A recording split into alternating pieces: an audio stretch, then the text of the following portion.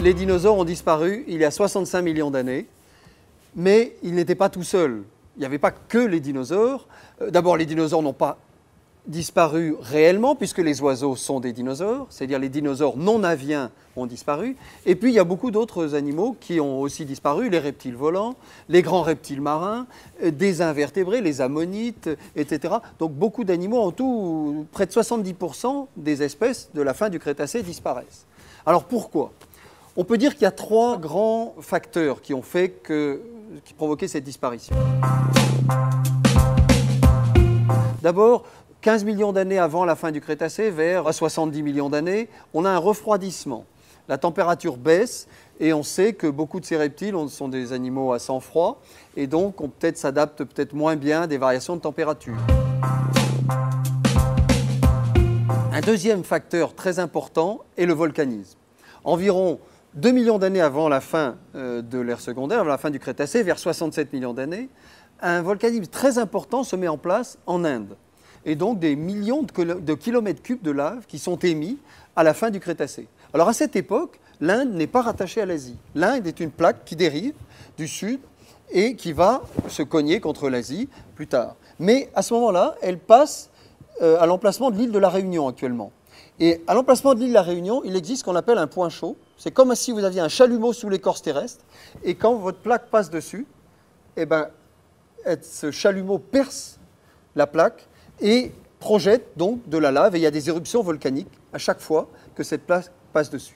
Alors ce volcanisme, ce n'est pas des cendres volcaniques projetées dans l'atmosphère, mais ce sont des gaz extrêmement acides, de l'acide sulfurique, de l'acide carbonique, etc., qui sont projetés dans l'atmosphère et qui forment des aérosols. Ces aérosols, pendant des milliers d'années, obscurcissent la planète, c'est-à-dire masque les rayons du Soleil, et on se trouve devant ce phénomène qu'on appelle d'hiver nucléaire, c'est-à-dire qu'on a la lumière qui arrive moins la lumière du Soleil qui pénètre moins sur la Terre, et donc forcément la végétation en prend un coup aussi, et la végétation se raréfie, et donc tout ça, ça crée des grosses perturbations dans les chaînes alimentaires, c'est-à-dire les dinosaures herbivores sont affectés, les grands herbivores sont affectés, donc les carnivores aussi, et on a des ruptures de chaînes alimentaires. Troisième élément, alors là c'est juste à la fin du Crétacé, c'est un élément qui donne le coup de grâce à certains groupes, c'est la chute d'une énorme météorite sur la Terre, une météorite qui faisait à peu près 10 à 15 km de diamètre, qui devait peser à peu près 1000 milliards de tonnes, qui arrive avec une vitesse de 15 km/s, qui percute la Terre au nord du Yucatan, dans la région de Chicxulub, dans le golfe du Mexique, et qui provoque le creusement d'un cratère d'à peu près 200 km de diamètre. Et alors, à l'impact, on évalue qu'il y avait une température d'environ 10 à 20 000 degrés, c'est-à-dire que toute la roche et de la météorite et la roche du cratère de 200 km de diamètre, alors en profondeur aussi quelques kilomètres, je ne vous le dis pas, et tout ça s'est pulvérisé, s'est vaporisé dans l'atmosphère et on a des micro-sphérules de roches fondues et qui obscurcissent l'atmosphère pendant plusieurs mois, voire peut-être même plusieurs années.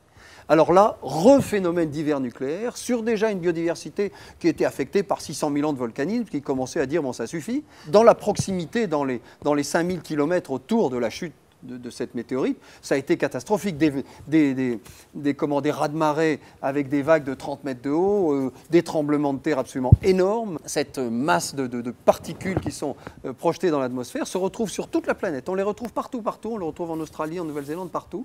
Et ça obscurcit donc la planète pendant un temps, au moins un an, peut-être même plusieurs mois, peut-être années. Et donc, phénomène d'hiver nucléaire, donc la végétation se raréfie, donc chaînes alimentaires, les végétariens n'ont plus à manger, etc., etc. Et là, encore une fois, les grosses bêtes sont forcément plus affectées parce qu'un dinosaure de cette taille-là, vous pensez bien qu'il ne mange pas 2 salades par jour, mais 2000. Il faut que ça mange, et s'il n'y a plus assez à manger, donc il meurt. Et si les dinosaures herbivores meurent, les carnivores meurent aussi, etc. Et donc rupture des chaînes alimentaires. De la même façon, en milieu océanique, tout le phytoplancton, c'est-à-dire ces algues microscopiques qui vivent dans l'océan, qui est très très abondant, qui produisent la grande majorité de l'oxygène actuellement, c'est le phytoplancton. Et donc ce phytoplancton est décimé, et donc rupture des chaînes alimentaires en milieu océanique, pareil, la même chose. Et donc là, alors, ça a été le coup de grâce. Donc vous voyez, on a trois éléments, au moins, peut-être qu'il y en a d'autres, mais en tout cas, un abaissement de la température qui commence longtemps avant la fin du Crétacé, à peu près 1,5 million, 2 millions avant la fin du Crétacé, un volcanisme très important avec des pluies acides et des aérosols dans l'atmosphère, et puis le chute d'une météorite de 10 à 15 km de diamètre, juste à 65 millions, qui donne le coup de grâce à beaucoup d'animaux et de plantes.